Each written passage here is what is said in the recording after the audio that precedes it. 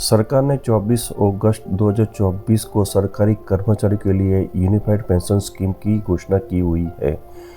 ये योजना पुरानी पेंशन योजना और राष्ट्रीय पेंशन प्रणाली के मिश्रण की विशेषताएं है। ये unified pension scheme government employ के लिए बेहतर साबित हो सकती है। यूपीएस के तहत सुनिश्चित पेंशन सेवानिवृत्ति से पहले पिछले 12 महीनों में प्राप्त औसत मूल वेतन प्लस डीए होगी। इसका मतलब ये होगा कि सरकारी कर्मचारियों को रिटायरमेंट पर पिछले 12 महीने के औसत वेतन का 50% डीए मिलेगा। इसका मतलब ये होता है कि अगर आपको लास्ट मोमेंट पे अगर प्रमोशन मिलता है तो जो ओपीएस ओल्ड पेंशन स्कीम है उसकी तुलना में यूपीएस पेंशन स्कीम में अंदर आपको पेंशन की थोड़ी कम रकम मिल सकती है।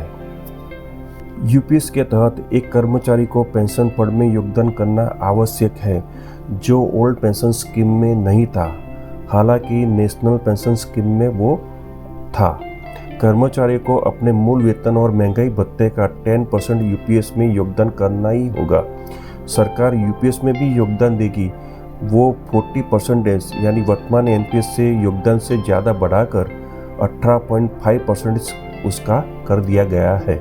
अगर आपका कार्यकाल 25 साल और उससे ऊपर है तो आपको रिटायरमेंट पर पिछले 12 महीनों के औसत वेतन का 50% पर प्लस डीए मिलेगा। इसका मतलब यह है कि अगर आपकी कार्यकाल 20 बरस के आसपास है तो आपको उसके हिसाब से ही आपको पेंशन मिलेगा।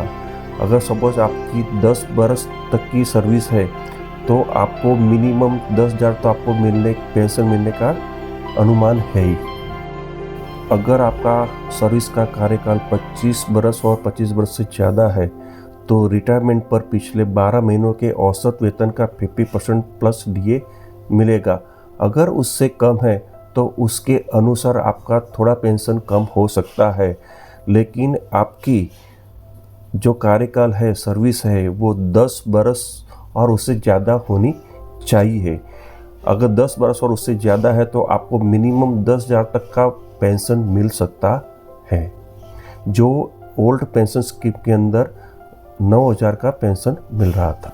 यूनिफाइड पेंशन स्कीम के अंदर फिक्स भुगतान की पेशकश कर रही है। फिक्स भुगतान की गणना 6 महीने की सेवा के लिए सेवानिवृत्ति की तिथि पर मासिक वेतन प्लस डीए के 10वें भाग के रूप में की जाएगी।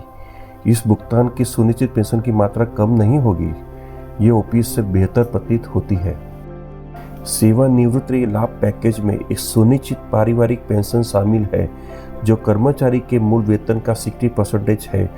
कर्मचारी के निधन की स्थिति में ये उनके फैमिली को तुरंत पेंशन मिल सकता है।